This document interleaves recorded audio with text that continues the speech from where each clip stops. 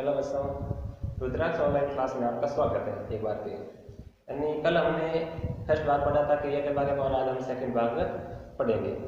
यानी फर्स्ट भाग में हमने क्रिया के बारे में पढ़ा था, क्रिया की परिभाषा हो गई थी, प्रकार हो गए थे, यानी क्रिया की यानी सकर्मक और अकर्मक हो गए थे। और सकर्मक के बारे में हम आज दो भाग पढ़ेंगे। सकर्मक के दो भाग होते हैं, एक है एक कर्मक और एक दूसरा है द्विकर्मक। यानी अकर्मक के कोई भाग नहीं थे, अकर्मक के उसकी परिभाषा देख ली थी हमने, उसके बारे में उदाहरण देख लिए थे।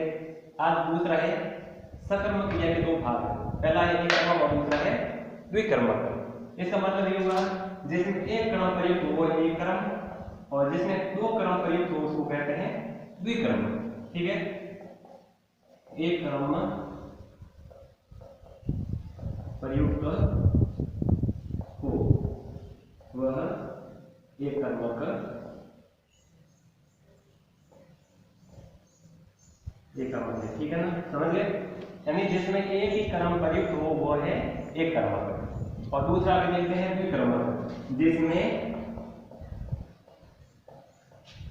दो कर्म प्रयुक्त हो और वो कहलाता है द्विकर्मक। ठीक है,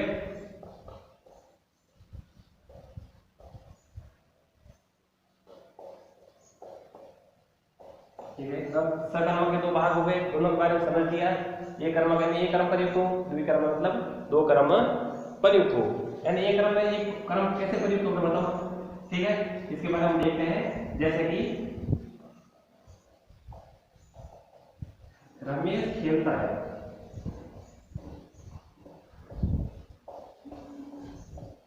यानी खेलने वाला कौन है? रमेश है।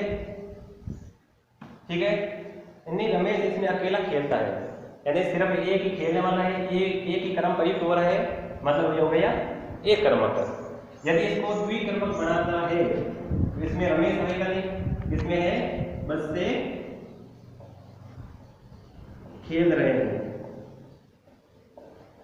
इसमें अब एक तो होगा नहीं, दो या दो से अधिक होगा, मतलब द्विकर्मक। ठीक है, और भी देख लो। जैसे अध्यापक छात्रों को पुस्तक पढ़ा रहा है, इसमें कर्म क्या हो रहा है? द्वि हो रहा है, यानी सामने बैठने वाले छात्र कितने हैं? बहुत सारे, यानी दो या दो से अधिक है। समझ गए ना। आगे हम देखते हैं क्रिया का दूसरा भाग, प्रयोग एवं रचना के आधार पर। इसमें चाहिए प्रयोग कहो, रचना कहो, चाहे संरचना कहो। अब दूसरा भाग है क्रिया का प्रयोग, रचना, संरचना या बनावट के आधार पर। बनावट के आधार पर क्रिया। ठीक है, बोले सर के इसमें तो नाम तो एक सारे प्रकार कैसे आ गए? यानी इसको प्रयोग भी कह सकते हैं, रचना भी कह सकते हैं और संरचना भी कह सकते हैं और बनावट भी कह सकते हैं। यानी प्रयोग करो चाहे रचना करो चाहे संरचना करो या किसी वस्तु को बढ़ाना है, कुछ भी करना है, सारे का मतलब एक ही निकलता है। ठीक है, कंफ्यूज नहीं होना आपको। यानी प्रयोग एवं रचना के आधार पर हमारे पहले हमने आर्ट के बारे में बात की थी, जो हमारे प्रीवियस कोर्स है उसमें तो है कुल 5 प्रकार के। ठीक है ना, एनसीईआरटी में कुल 8 प्रकार के मैंने 8 लिखे थे, अभी हम समझेंगे सिर्फ 5 के बारे में। ठीक है, मैं नाम लिख रहा हूं। पहला है संयुक्त क्रिया,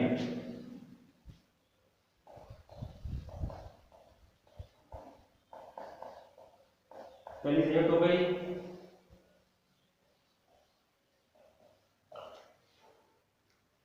और दूसरी हो गई पूर्वकालिक क्रिया,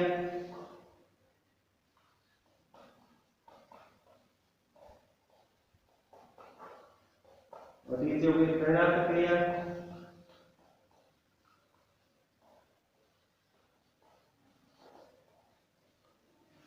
और चौथी हो गई नामधातु क्रिया,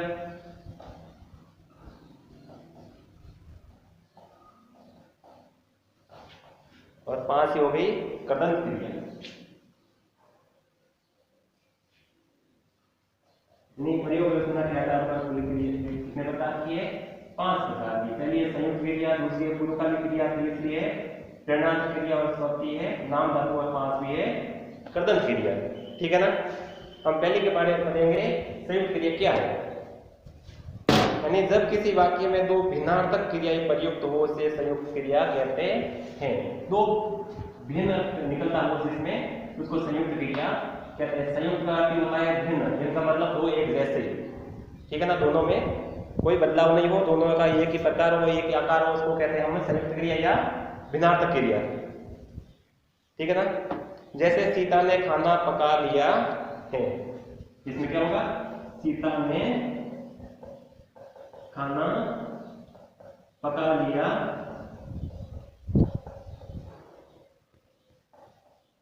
ठीक है। खाना किसने पकाया, सीता ने, और सीता ने क्या पकाया, खाना। यानी कैसे भी प्रश्न पूछो इसमें तो आंसर एक ही निकल रहा है। खाना किसने बनाया, सीता ने, और सीता ने क्या पकाया, खाना पकाया। यानी पकाने का नाम तो एक बार बीच में आ ही रहा है, चाहे इसके आधार पर पूछो चाहे इसके आधार पर पूछो, ठीक है ना। और दूसरी हम देखेंगे आज पूर्वकालिक क्रिया। पूर्वकालिक क्रिया की परिभाषा देखो, जब किसी वाक्य में प्रयुक्त वाक्य में दो भिन्नार्थक क्रियाएं प्रयुक्त हो उसे जो पहले क्रिया संपन्न होती है वो पूर्वकालिक क्रिया कहते हैं। इसमें भी देखो दो भिन्नार्थक क्रियाएं हैं, इसमें तो दोनों एक साथ में प्रयुक्त हो रही थी, और पूर्वकालिक मतलब दोनों में से जो पहले प्रयुक्त होती है उसको पूर्वकालिक क्रिया कहते हैं। क्रिया दो काम कर रही है और दोनों में से पहले कौन सी काम हो रहा है और पहले कौन सी प्रयुक्त हो रही है उसको हम पूर्वकालिक क्रिया कहते हैं। उसको हम उदाहरण के आधार पर पढ़ेंगे अभी। यानी जैसे देखो, बच्चा दूध पीकर सो गया, भिन्नार्थक है। यानी बच्चे ने दूध, यानी सोने से पहले क्या कार्य किया, दूध पिया, और दूध पीने से बाद उसने क्या किया, सो गया। यानी दूध, यानी सोने से पहले उसने क्या किया, दूध पिया, ठीक है ना। इससे पहले कौन सा कार्य हो रहा है, दूध पीना, ये हो गई मतलब पूर्वकालिक, यानी क्रिया हो रही है उससे पहले क्रिया हो रही है, उसी को हम पूर्वकालिक क्रिया कहते हैं। और तीसरी है प्रेरणात्मक, यानी किसी को प्रेरित करना, प्रेरणा देना। इसकी परिभाषा देखेंगे हम, सुनना ध्यान से। जब किसी वाक्य में कर्ता स्वयं कार्य न करके किसी और को कार्य करने के लिए प्रेरित करता है वो प्रेरणात्मक क्रिया। यानी इसमें कर्ता स्वयं कार्य नहीं करता है, वो किसी और को काम करने के लिए प्रयुक्त करता है। जैसे मैं कहता हूँ बच्चों इसको ध्यानपूर्वक पढ़ो, ध्यानपूर्वक लिखो, और कल आपको ये लिख के लाना है, मैंने आपको क्या दी, प्रेरणा दी, ठीक है ना। यानी वो कर्ता स्वयं कार्य न करके किसी दूसरों को प्रेरणा देता है तथा दूसरों से कार्य करवाता है, वही प्रेरणात्मक क्रिया कहलाती है, ठीक है। इसमें हम देखेंगे अब उदाहरण के तौर पर। यानी सीता गीता से पत्र लिखवाती है। सीता क्या करती है, सीता गीता से पत्र लिखवाती है।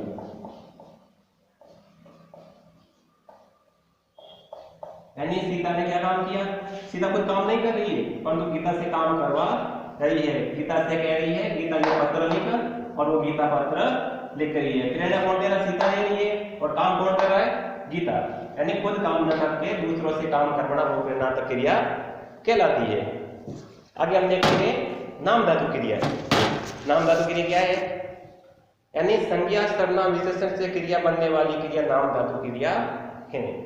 इसकी ये किसे बनती है, संज्ञा सर्वनाम और विशेषण से बनने वाली क्रिया नाम धातु क्रिया कहती है। जो संज्ञा सर्वनाम विशेषण इन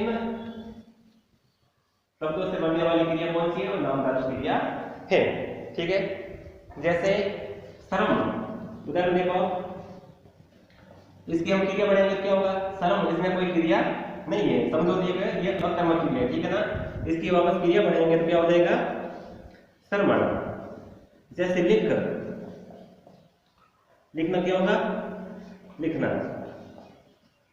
ठीक है। जैसे इस संस्कृत के मूल धातु के बीच नाम प्रत्यय लगाने से या कोई और प्रत्यय लगाने से इसमें क्या हो जाएगा, नाम धातु क्रिया बन जाएगी। जैसे ये लिख क्या है, संस्कृत की मूल धातु है और पीछे ना क्या लगा दिया, जो कि प्रत्यय बन गया, ठीक है ना। प्रत्यय हमेशा पीछे लगता है और संस्कृत के मूल धातु के पीछे लगने से वो क्या बनती है, नाम धातु बनती है। और पहले भी आपको समझाया, ठीक है।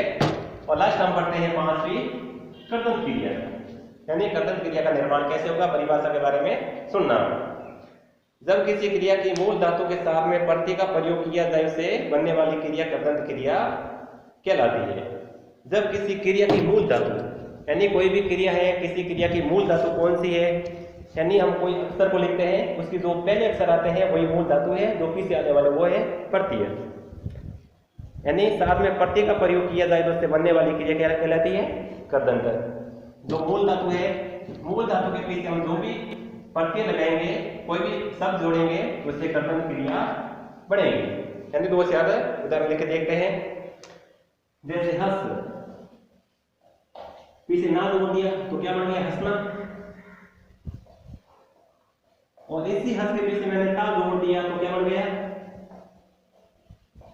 हंसता। ठीक है, यानी एक ही शब्द के पीछे दो प्रत्यय जोड़ने से क्या बन गए? अलग अलग शब्द बन गए। और मूल धातु के पीछे ना प्रत्यय या ता प्रत्यय जोड़ने से ये कर्दंत क्रिया का निर्माण हो रहा है। जैसे इसके पीछे एक और जोड़ो, हंस और प्लस कर करो तो क्या हो गया? हंसकर। ठीक है ना? इसके पीछे कर जोड़ा मैंने, इसके पीछे ता जोड़ा मैंने, इसके पीछे ना जोड़ा, यानी सब में क्रिया हो रही है। तो ये क्रिया बनने वाली कौन सी क्रिया है?